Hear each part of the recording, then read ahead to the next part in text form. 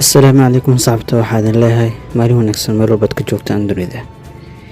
Qiimahan cusmaan mise taxanii cusmaan waxaa ka jiro xogo aad u muhiim ah, taas oo dadweynaha ay hadal hayaan.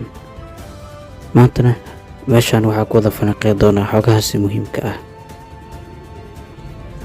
sida rasmiga ee la sheegayo Jilaaga Faaruq ee matalaya doorka Calaawudiin kama sii bixi doono seasonka toddobaad ee taxanaha cusmaan, halkiisa ayuu kasii wadan doonaa, halka Orhan oo ka bixi doono.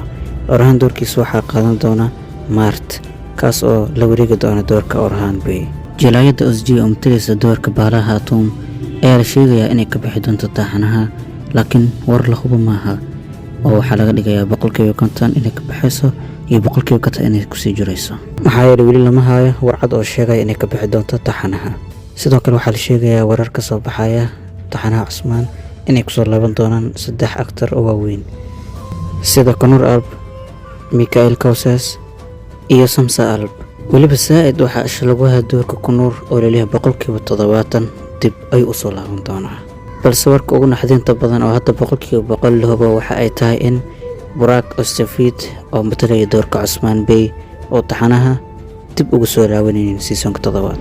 doorka uu ka baxay Burak Özçivit oo ahay doorka Cusmaan Bey waxaa hadda u sharaxan doorka Cusmaan Bey inuu la wareego 2 Jilaay, labadaas Jilaay oo mid laga soo saari doono si uu u matalo doorka Cusmaan Bey.